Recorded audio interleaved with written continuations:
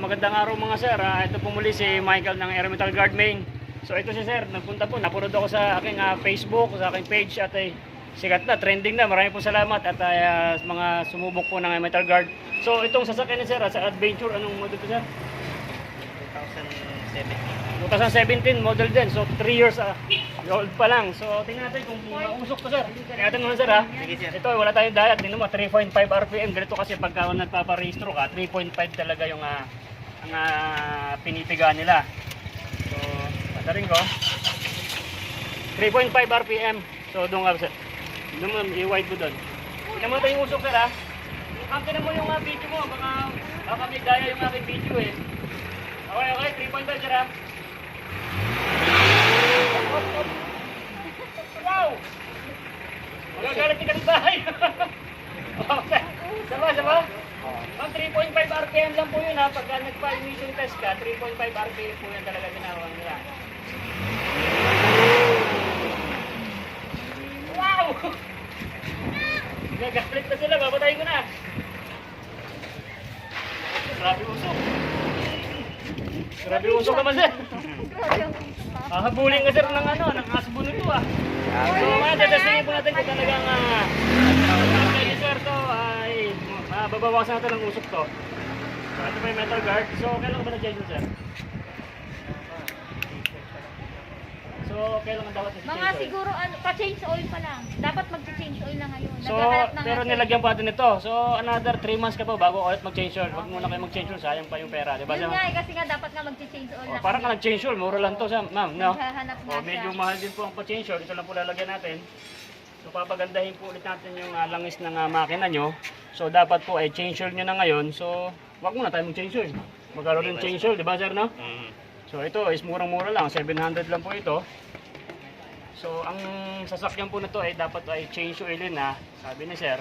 Patunayan nga natin kung change oilin na to, kung gagana pa at ay papagandahin pa natin yung langis niya.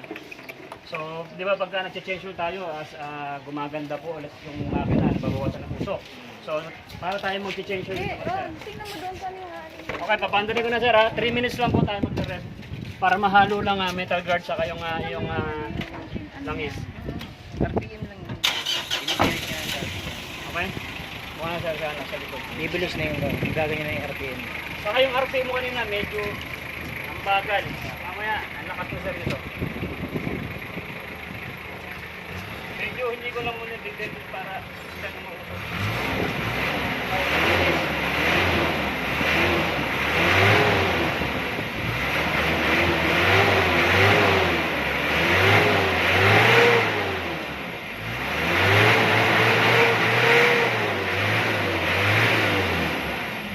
Maya-maya ng konti at baka mawala yung bahay doon. Pamamuntay bumbero dito sir ah.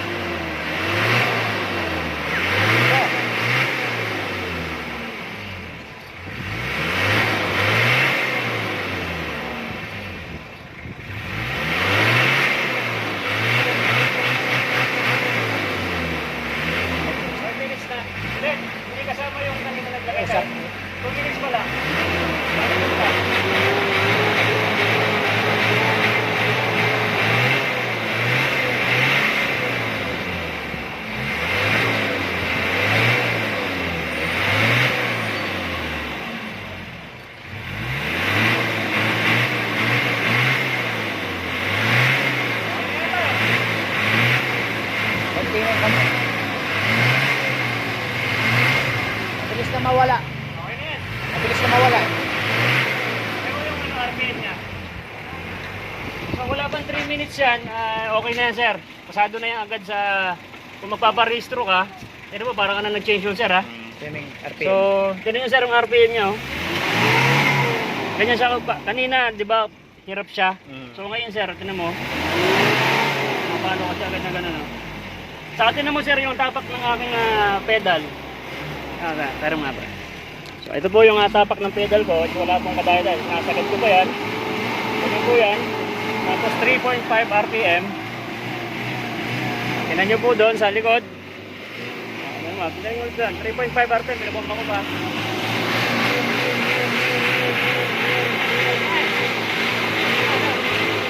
Wala na sir.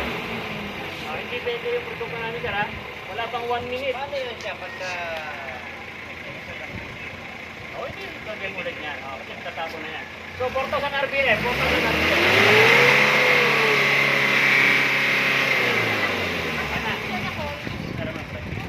Ayos ba sir? So ayan, so magaling na po ang sasakyan ni sir.